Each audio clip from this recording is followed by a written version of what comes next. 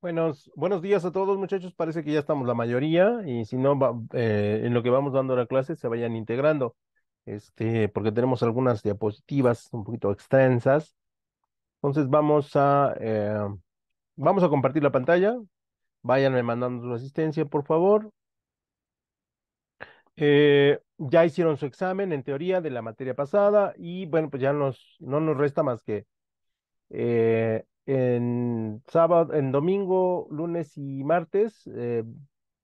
Mandarles por si tenemos alguna duda, si alguna tarea no está, si alguna tarea no alcancé a revisar, si alguna tarea borré, porque luego llegan a correo y luego por la cantidad de correos que recibo los borro allí por equivocación. Espero no me haya pasado.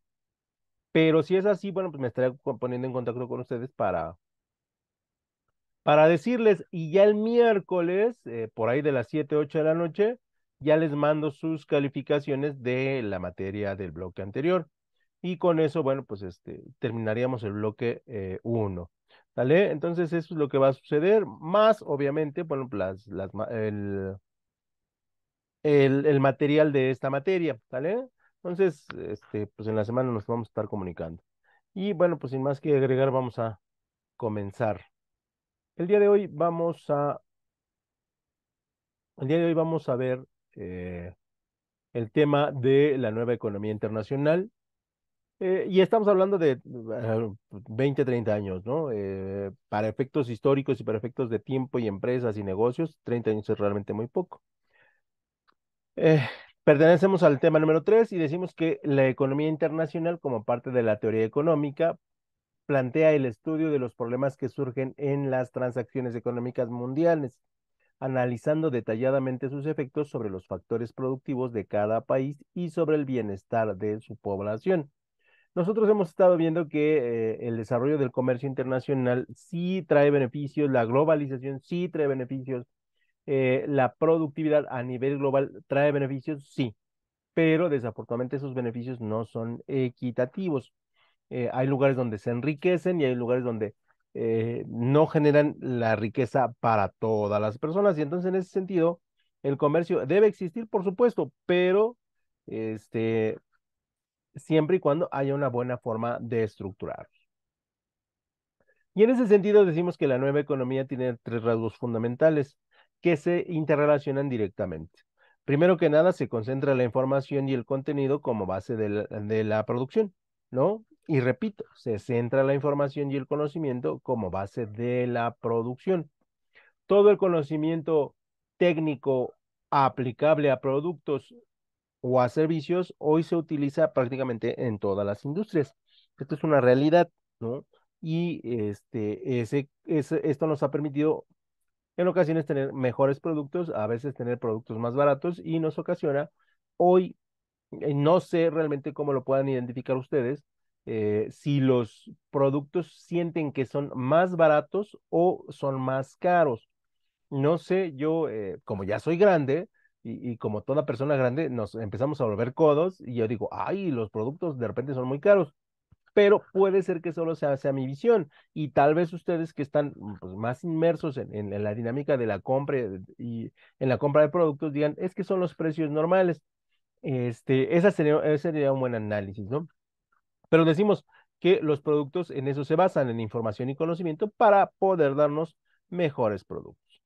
Obviamente, la segunda base tiene que ver con la productividad y la competitividad, ¿no? Todas las empresas, todos los países, todas las sociedades apuestan hoy a ser productivos y a ser competitivos, obviamente donde hay condiciones para hacerlo.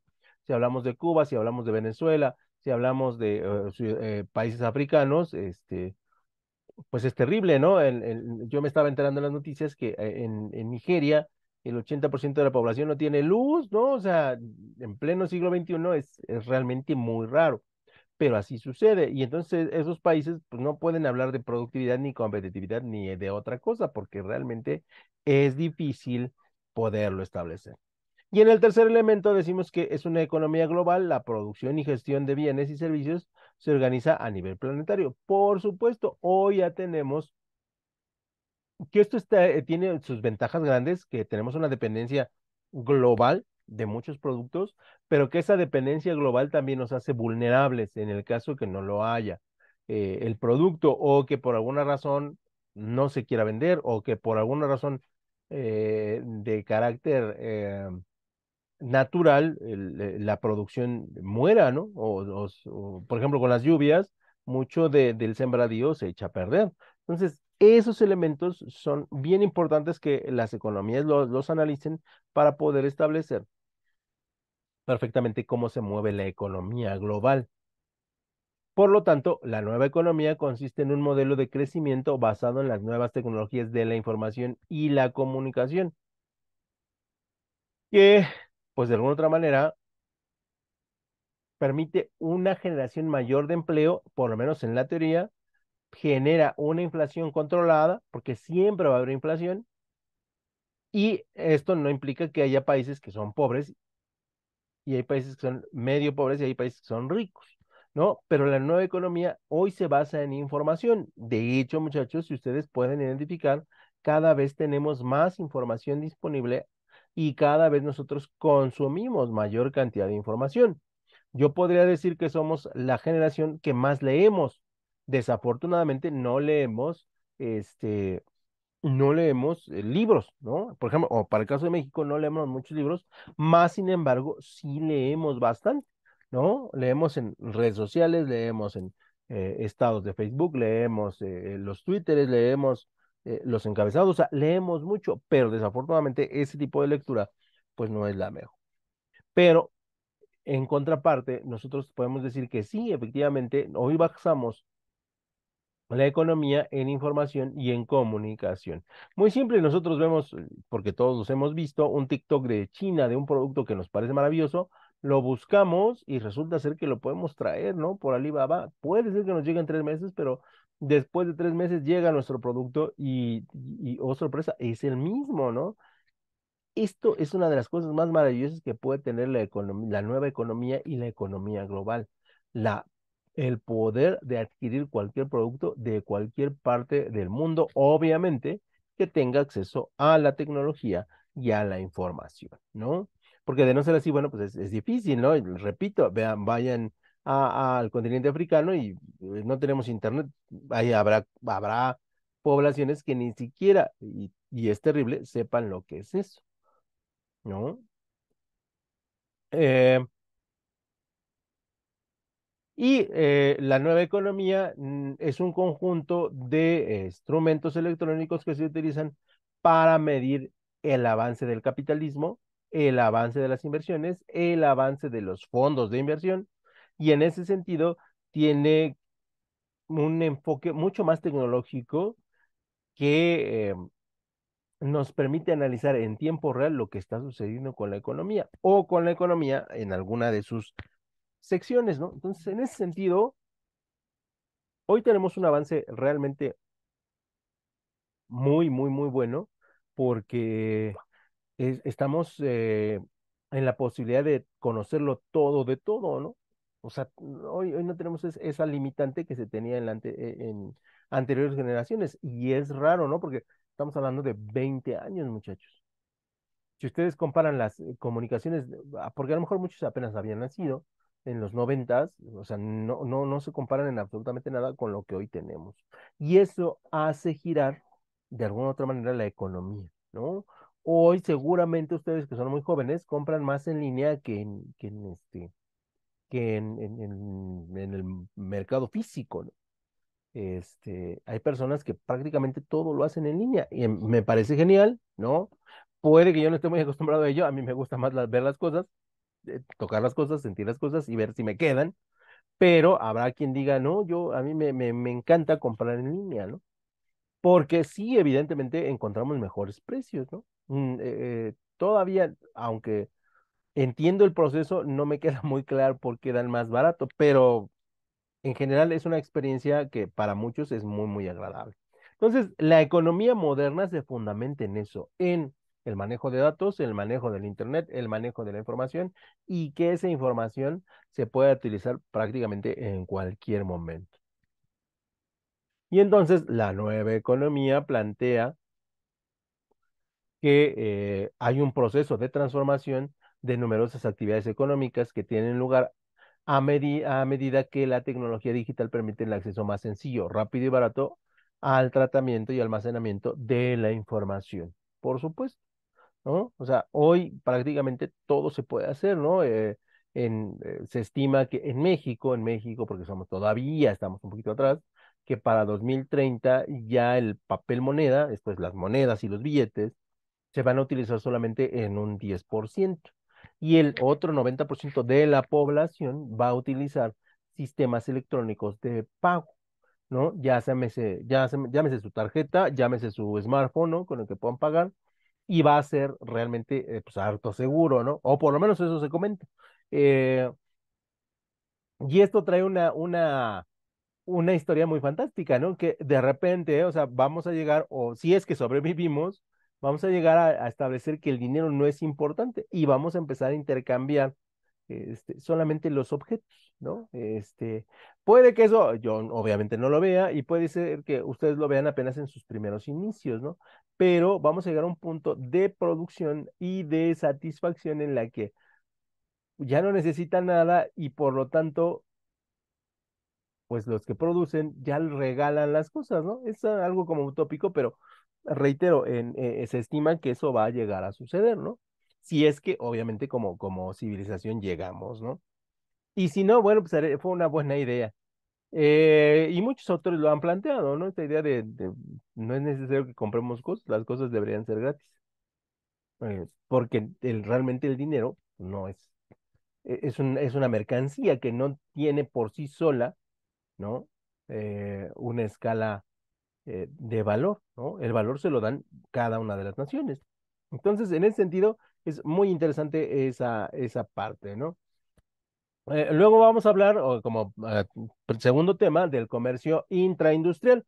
El comercio intraindustrial es un fenómeno que se lleva dando mucho tiempo, ¿no? Y es el intercambio que se da entre sectores productivos similares de diferentes países, ¿no? Eh, tenemos un ejemplo porque es muy cercano, ¿no? Pero nosotros también lo hacemos, ¿no?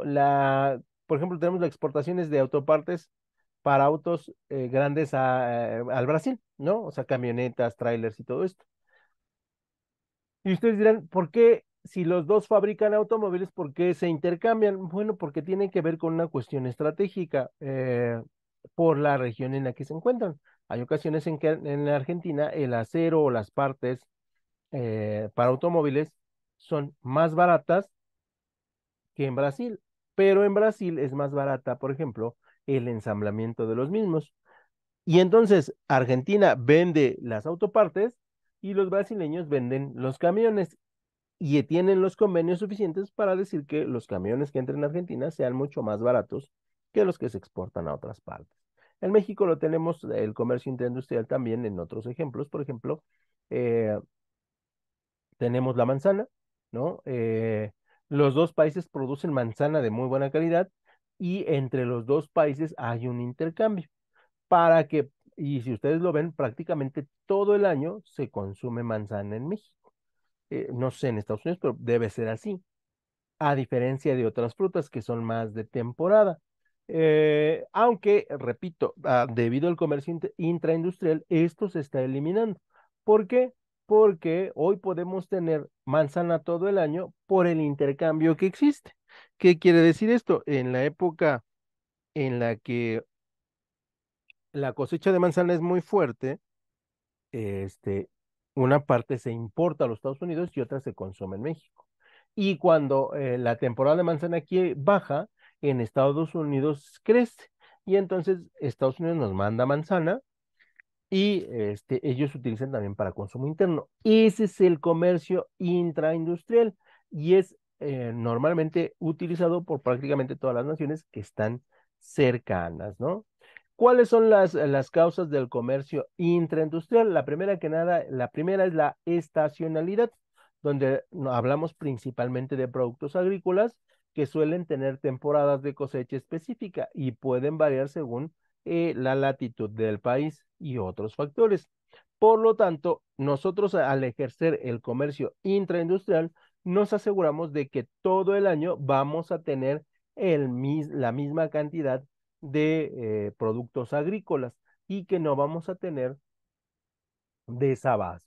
Si nosotros, por ejemplo, decimos, hablamos de el producto número uno de México, es el maíz, y el maíz es la base para prácticamente nuestra alimentación, y pues el país no se puede dar el lujo por circunstancias naturales, por circunstancias de descuido, o la que ustedes me digan, de no tener maíz en, no tener maíz para producir las variantes de tortilla y masa y todo lo que hacemos, ¿no?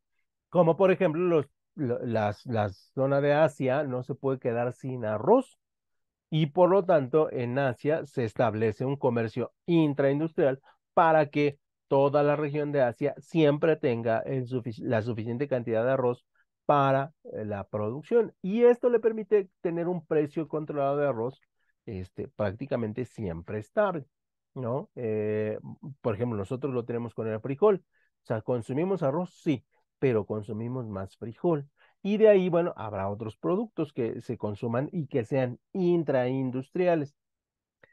Debemos recordar que son productos del mismo ecosistema. ¿Qué quiere decir esto? No podemos eh, vender eh, artículos electrodomésticos contra materias primas. No, tienen que ser del mismo tipo para que el comercio funcione. La segunda causa del comercio intraindustrial son los diferentes nichos de mercado, donde pueden ser los países se especializan en distintos públicos objetivos, ¿no? Y necesitan forzosamente cubrir con ese nicho. Eh, y por ejemplo, el país A vende móviles de alta gama, mientras los países B equipos a bajo costo. Más sin embargo, los dos necesitan la venta de smartphones, por ejemplo, ¿no? Y entonces ahí hacemos comercio intraindustrial. Imagínense la cantidad de celulares que se venden en la India con una población de más de 1 billón de habitantes, ¿no? Más de 100.000 habitantes, más de 100 millones de habitantes o más de 1.000 millones de habitantes. La verdad es que lo desconozco hoy la cifra, deben ser 1.000 millones de habitantes, ¿no? Porque, por ejemplo, Estados Unidos tiene 320 millones, nosotros tenemos entre 125 y 130 millones, y ahí ellos deben tener 1.100 millones de habitantes. Imagínense la cantidad de smartphones de gama baja o de gama de entrada que se consumen en la India diariamente. Debe ser una cantidad realmente escandalosa, ¿no? Y para ello necesitan el comercio intraindustrial, ¿no? Donde a lo mejor yo fabrico las carcasas y alguien fabrica los chips y ahí estamos en el intercambio para poder producir. De hecho, por ejemplo, la empresa Xiaomi ha hecho negocios gigantescos, ¿no? Luego tenemos la tercera causa, que es la ampliación de la oferta disponible, que esto es algo muy común a medida que las poblaciones van creciendo, ¿no? O que van modificando sus conductas de compra, ¿no? Si yo les hablo hace 30 años, comprar un teléfono, pues era algo como de, pues sí, sí tengo mi teléfono, pero realmente no es la locura. Hoy prácticamente es un artículo indispensable en la vida de, pues yo creo que el 90% de la población, ¿no? Y sin ellos, pues se sienten que les hace falta algo, ¿no? Entonces, aunque los países comercialicen entre sí productos similares, quizá permitan surtir el mercado de una mayor variedad de opciones, ¿no? Y por ejemplo, aquí tenemos las opciones. Yo fabrico audífonos de cable y a otra empresa, y la empresa de otro país con la que tengo un comercio fabrica audífonos en Bluetooth y entonces comercializamos porque a mí me sale más barato hacerlos con cable por cuestiones de materias primas y por cuestiones estructurales de las empresas que crearon en mi país y para ellos es más fácil, es más barato crear productos de formato Bluetooth. Y tenemos la característica de que hay un grueso de la población que prefiere los audífonos con cable y hay un grueso de la población que requiere o que les gusta los audífonos sin cable, ¿no? Y entonces esa es una manera de ampliar el comercio interindustrial porque tenemos una oferta diversificada. Luego tenemos los diferentes tipos de comercio intraindustrial, donde tenemos el comercio de bienes homogéneos y en el comercio de bienes homogéneos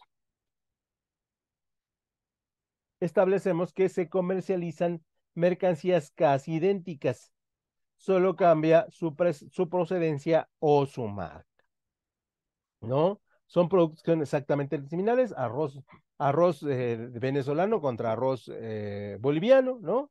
La manzana norteamericana de Los Ángeles contra la manzana de una parte de Puebla y una parte de Veracruz, ¿no? Pero son exactamente, son manzanas, ¿no? También tenemos el comercio intraindustrial de bienes diferidos horizontalmente, ¿no? Los cuales se intercambian bienes sustitutivos no referidos. Por ejemplo, lo que les decía, los audífonos con cable contra los audífonos inalámbricos. Y aquí son bienes diferidos horizontalmente. Los dos son audífonos, pero tienen diferentes peculiaridades. Pueden ser audífonos que entran directamente en la oreja o pueden ser audífonos que tienen su diadema para colocarse, pero en esencia son audífonos y se puede comercializar este tipo de bienes. Después tenemos lo que son de los bienes diferidos verticalmente y los bienes o servicios eh, perdón, que se comercian, perdón, están en partes distintas de la cadena de suministros, ¿no? Donde nos referimos, por ejemplo, a los países que producen piezas de un vehículo mientras otros los arman, ¿no? ¿Qué es lo que sucede mucho en México? Países como Vietnam, Taiwán, fabrican los componentes de las televisiones y nosotros los armamos las televisiones y luego las exportamos a sus debidas compañías, ¿no? Y aquí se juntan todas las empresas para maquilarlas y luego llevarlas a sus empresas particularmente, ¿no? Y entonces esa es otra forma de comercio intraindustrial, ¿no? Donde yo armo piezas, yo fabrico las piezas y otro país las ensambla, ¿no? Y aquí, bueno, pues volvemos a lo mismo. Y ese país a su vez tiene otro convenio intraindustrial para llevar las mercancías o los productos a el país y así se estén mezclando, ¿no? Y entonces yo puedo tener acceso a las televisiones, aunque no las produzco, pero sí las armo. Y en Vietnam o en Taiwán tengo el acceso a las televisiones, no las, eh, no las armo, pero sí fabrico las piezas. Y eso no le permite a las empresas que fabrican, por ejemplo, televisiones, poder llegar a muchas más regiones, ¿no? Y lo que les decía, hace muchos años comprar una televisión era una cosa de gente realmente muy, muy rica, ¿no? Hoy prácticamente todas las familias en México tienen por lo menos una televisión. Dejamos el comercio intraindustrial y pasamos a la economía de escalas de competencia imperfecta.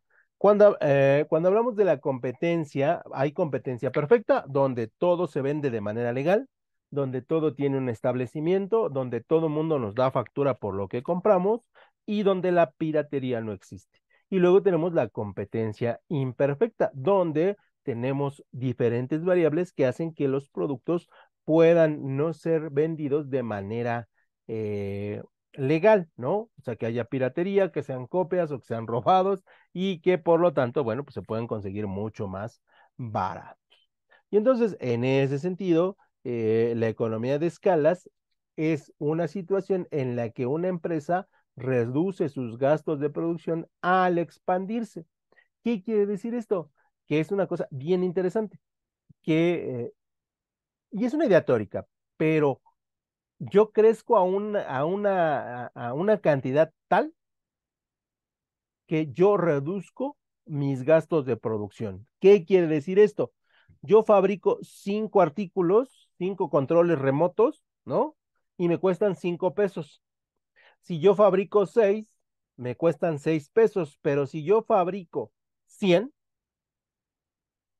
¿cuánto me deberían de costar? Yo fabrico 5 y me cuestan 5 pesos hacerlo, ¿no? Yo fabrico 6 y me cuesta 6 pesos hacerlo, pero fabrico 100, me deberían costar 100 pesos hacerlo, pero no. En la economía de escala, fabricar 100 controles a mí me costaría a lo mejor 40 pesos o 50 pesos. Y entonces, esto es una idea maravillosa siempre y cuando se pueda llevar a la perfección. Esa es la economía de escalas. Dice, la economía de escalas es una situación en la que una empresa reduce sus gastos de producción al expandirse, esto es, al crecer. Y se trata de una circunstancia en la que cuanto más se produce, el costo que tiene la empresa por fabricar un producto es menor. Esto sucede, también sucede en la fabricación como sucede en la distribución. Por eso es que empresas como Amazon, como Alibaba, como Mercado Libre, hoy que ya, bueno, Mercado Libre no tanto, pero Amazon y Alibaba sí que tienen directamente el producto, pueden dar esos precios, ¿no? Y hay otras empresas que van a empezar a dar más barato. Entonces, la economía de escalas es bien importante porque ayuda a tener precios más competitivos. En teoría nos ayuda a tener precios más competitivos o en su defecto, lo que sí nos ayuda es a fabricar más barato. ¿Y cuáles son los tipos de economías de escala? Bueno, las economías de escala bueno, la primera que tenemos es la interna, que va a depender directamente de todos los accionistas que emprendan la dirección de la empresa de forma interna con fin de reducir los costos de producción de un producto determinado. Esto es, mi producto es tan exitoso que yo fabrico, fabrico, fabrico y se sigue vendiendo y hay un punto en la curva donde en lugar de aumentar el precio de costo, del precio que me cuesta a mí, el precio empieza a reducir porque yo logro convenios con los proveedores que a ellos les conviene vender más y darme una concesión que vender menos, ¿no? Porque ellos aseguran su existencia. El otro tipo de economía de escala es la externa, que se produce por causas ajenas a la empresa, ¿no? A causas ajenas a la empresa cuando nosotros tenemos una situación que no podemos controlar y que el público, el consumidor, requiere. Ejemplo, en la pandemia, eh, antes de la pandemia ustedes tenían gripe y salían a la calle sin tapabocas, ¿no? Así, pues tengo gripe y que vamos a contaminar al mundo, ¿no? Y órale, un estornudo o una tos, ¿no? A partir de la pandemia, bueno, y los cubrebocas se vendían, pues tenían su mercado, su segmento de mercado, y bueno, pues ahí hasta ahí, ¿no? O sea, vendían bien, las empresas vendían bien sus productos y hasta ahí. Llega la pandemia y entonces se crea una economía de escalas externa, porque del 2% de población que usaba cubrebocas, pasamos al 85%, 90% de la población que usa cubrebocas. Y entonces empiezan a fabricar, a fabricar, a fabricar, y llega un punto en que la economía de escalas hace que la fabricación de los cubrebocas cada vez sea más barata por las unidades producidas. Obviamente, las empresas sabían que no iba a ser que eterno, pero en lo que lo pudieron utilizar, pues se generaron muchos ingresos, ¿no? Y entonces, y la economía de escala interna es para los productos o las empresas que sus productos van creciendo, van creciendo, van creciendo a tal grado que se consumen en muchas partes del país o en muchas partes del mundo y esto hace que su producción sea cada vez más barata. Esto no quiere decir que yo baje el precio de mis productos, ¿no? Porque bueno, pues no tengo, no sería tonto que yo lo hiciera, pero desde el punto de vista de los negocios, pues es genial. Yo producir mucho, bajar el costo y generar más ganancias. ¿Cuándo se da la economía de escalas? Bueno, se da la economía de escalas cuando, cuando la empresa logra incrementar sus niveles de producción, reduciendo los costos de producción por cada unidad de producto producido. Esto significa que a medida que la empresa crezca y las unidades de producción aumenten, tendrán más posibilidades de reducir sus costos. Lo que les decía de la India, ¿no? ¿Cuántos celulares se fabrican para la India? Y eso hace que la economía de escalas ejerza este principio. Cuanto más grande sea el negocio, más costos se ahorrará de manera que la economía de escalas posibilite el crecimiento de la economía de las empresas. Ojo, hasta un punto, ¿no? Porque todo lo que tiende a subir, inexorablemente tendrá que bajar. Esa es la ley, ¿no? No la invento yo, simplemente es una ley de vida. Y bueno, lo que va a hacer la empresa o lo que harían las empresas es tratar de que ese crecimiento sea sostenido, sostenido, y luego ya estando en lo más alto, que esa cresta se mantenga durante el mayor tiempo posible. Hay empresas que lo hacen muy bien, Hay empresas que llegan y lo hacen muy mal, ¿no? Y hay empresas que pues nunca llegan, ¿no? Esa es la realidad. Pero de entrada es un concepto que es bastante interesante, ¿no? Y bueno, en ese sentido, la economía de escalas ayuda a las empresas a crear una mejor y más sólida estructura interna porque tenemos más recursos, optimizar los procesos productivos, por supuesto, porque queremos seguir fabricando muy, muy barato y vendiendo muy, muy caro, si es la posibilidad, incrementar los niveles de rendimiento de la empresa, por supuesto, porque cada vez nos cuesta menos hacer el producto, reducir costos de publicidad y mercadeo, porque el producto es muy bueno, es muy dúctil y es muy preferido por los consumidores. Consolidar la marca en el mercado, por supuesto, si tenemos economía de escala, seguramente nuestro producto es altamente consumible. Acceder a financiamientos de una forma más fácil y económica, en el caso que lo requiramos, aunque normalmente el financiamiento tiene que ver con la diversificación de la empresa, ¿no? Lo ideal es que si un producto está triunfando, va a seguir triunfando, hasta 1, 2, 3, 4, 5, 10 años, pero después del año 10 tendrá que ir bajando. Y a partir de ahí nosotros podemos tener una empresa, una subempresa, una filial que fabrique otro producto y que con ese los accionistas van a vivir. Entonces, es una idea pues atractiva, ¿no? Para que los accionistas o dueños de la empresa sigan generando dinero. Ahorrar en compras de materias primas e insumos, por supuesto, porque compramos cantidades bárbaras de productos, ¿no? Imagínense cuántas Coca-Cola se venden en un día en México, cuando somos el principal productor, ¿no? O sea, ellos trabajan en economía de escalas. Mejorar la experiencia de los trabajadores en los procesos productivos, por supuesto, porque si seguimos vendiendo barato, vamos a seguir obteniendo ganancias y conseguir un mayor nivel de calidad en sus productos, ¿no? Que este es un elemento, pues, deseable. Y eso sería todo por mi parte, muchachos. No sé si tengan alguna duda, algún comentario o algo que quieran agregar. Este sería el momento indicado. Yo los escucho.